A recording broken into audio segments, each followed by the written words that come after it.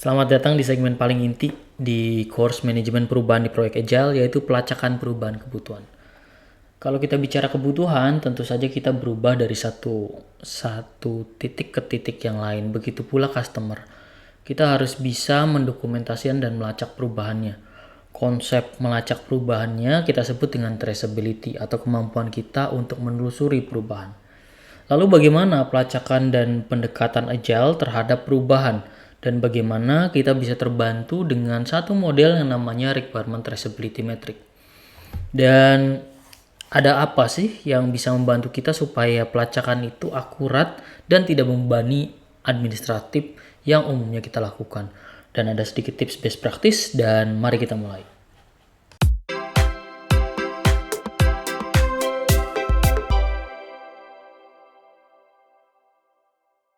Kalau kita bicara pelacakan perubahan, maka sesuatu yang ada di benak Anda adalah bagaimana kita melacak perubahan kebutuhan yang berasal dari pelanggan. Dan tentu saja ini tidak bisa dilakukan dengan mudah, dikarenakan perubahan bisa saja bergulir menjadi sesuatu yang tidak terkontrol. Jadi kita harus melakukan dan memahami faktor-faktor yang mempengaruhi. Saat ini ada dua faktor yang mempengaruhi. Pertama adalah kerumitan masalah, dan yang kedua adalah domain masalah tersebut. Dan kita sudah paham bahwa domain masalah adalah pemahaman kita terhadap masalah, sementara kerumitan masalah adalah tingkat kompleksitas masalah yang harus kita konversi menjadi solusi teknis. Kalau kita bicara traceability dari sebuah kebutuhan, maka kita membayangkan bahwa traceability adalah kemampuan untuk menelusuri kebutuhan dan perubahannya. Ada 4 cara melacak menurut Carl Weiger ya, di bukunya terkait dengan requirement engineering. Yang pertama itu adalah kebutuhan customer dilacak ke depan, ya. Sehingga kita bisa tahu kalau ada perubahan ini kira-kira yang depan itu akan berubah juga nggak? Apa perubahan yang mungkin terjadi ke depannya? Dan kita juga bisa melakukan pelacakan ke belakang. Perubahan ini kenapa ya berubah? Dan sebelumnya seperti apa? Dan penelusuran ke depan dan ke belakang itu akan mendefinisikan hubungan dan menentukan antara kebutuhan individu ini dengan elemen produk tertentu. Umumnya, kebutuhan perubahan tersebut terjadi akibat pemicu. Pemicunya pada umumnya adalah kebutuhan individu. Entah itu adalah bos pemilik perusahaan tersebut, entah itu adalah pengguna yang merasa tidak nyaman. Jadi ada mekanisme seperti itu. Nah, elemen-elemen produk itu yang harus diidentifikasi dan kita ketahui apakah bagian-bagian yang ada di dalam elemen tersebut juga rentan perubahan. Jadi kita harus menandai mana elemen-elemen yang kerap berubah dan mana elemen-elemen yang tidak berubah. Dan pada saat itu kita masuk ke dalam satu upaya untuk melacak perubahan, dan ini yang kita sebut dengan metode melacak perubahan. Caranya gimana? Pertama, perubahan harus dilacak melalui diskusi. Jadi tidak bisa hanya sebatas email, tidak bisa. Itu akan menghasilkan ambiguitas yang tinggi. Harus ada diskusi, harus ada komitmen diterima atau tidaknya, dan ada juga lampiran-lampiran pendukung bahwa perubahan tersebut memang layak dilakukan. Dan pada saat perubahan itu sudah diketahui dan sudah diukur kriteria penerimaannya, kamu harus memberi penanda. Apakah itu perubahan tersebut perubahan yang diakibatkan lingkungan, perubahan yang dikabatkan oleh internal atau yang lain. Dan tanyalah pada diri apakah perubahan tersebut masuk dalam ruang lingkup pekerjaan. Setelah sudah ada perubahan, maka selanjutnya yang harus Anda lakukan adalah menyiapkan suatu mekanisme notifikasi bahwa perubahan tersebut sudah diimplementasikan atau tidak jadi diimplementasikan. Dan apabila perubahan tersebut menghasilkan suatu peluang terjadinya bugs, maka kamu juga harus menandai dan melacak bugs akibat perubahan tersebut. Kita mungkin juga akan menambahkan beberapa item pekerjaan tambahan akibat perubahan itu. Sehingga yakinlah perubahan tersebut sudah dikomunikasikan dan diukur implementasinya, terutama apabila ada kebutuhan yang mengakibatkan perubahan jadwal atau penambahan biaya. Teman-teman pasti tahu konsep Agile adalah melakukan evolutionary dan incremental. Sehingga implikasinya pada perubahan Agile itu perubahan melekat pada proses Agile itu sederhana. Karena Agile tidak memikirkan satu proses yang menuju keberhasilan. Agile berfokus pada iterasi yang berkelanjutan. Sehingga pada saat terjadi perubahan, yang dilakukan Agile hanyalah menambah iterasi dan menambah kesepakatan. Apakah iterasi tersebut disetujui untuk dilakukan dan diberi tambahan biaya ataupun penambahan waktu. Jadi kalau kita bicara Agile, umumnya Agile pendekatannya dilakukan dengan pendekatan RTM, Requirement Traceability Metric. Metrik yang digunakan untuk melacak semua kebutuhan dengan bukti-bukti terkomunikasi yang sudah divalidasi. Umumnya RTM ini berupa formulir yang diisi oleh customer apabila hendak mengalami atau mengusulkan perubahan. Baik itu user story yang berubah, test case yang berubah, pengujian yang harus diubah, test result yang akan berubah, dan masalah-masalah lain. RTM ini akan memudahkan kita menyimpan sekumpulan catatan berbagai perubahan yang terjadi. Baik itu perubahan yang diusulkan maupun perubahan yang diakibatkan oleh faktor eksternal.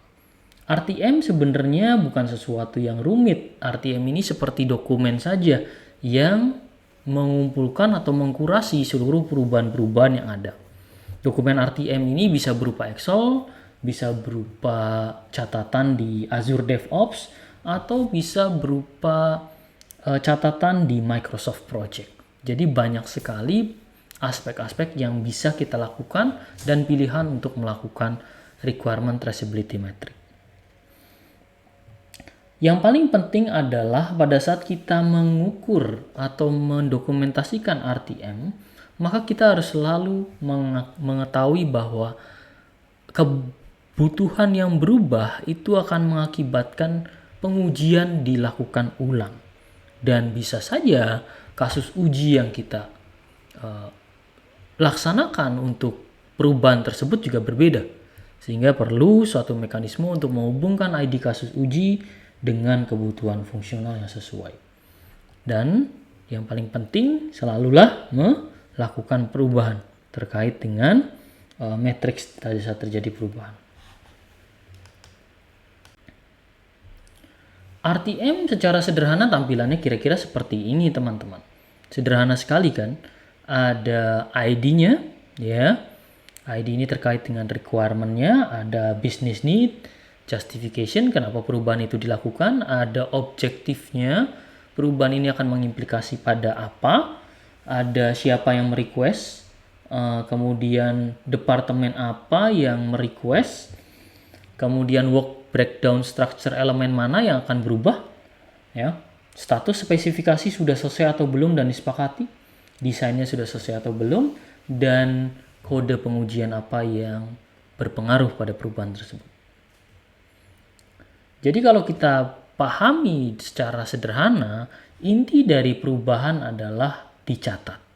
Seperti yang dilakukan di Azure DevOps pada saat kita menyusun perubahan, ada satu mekanisme yang disebut dengan change request. Teman-teman bisa melihat di sini change request-nya apa, kemudian impact-nya pada arsitektur, user experience, pengujian, desain, dan yang lain-lain. Kita harus tahu bahwa ada implikasi itu.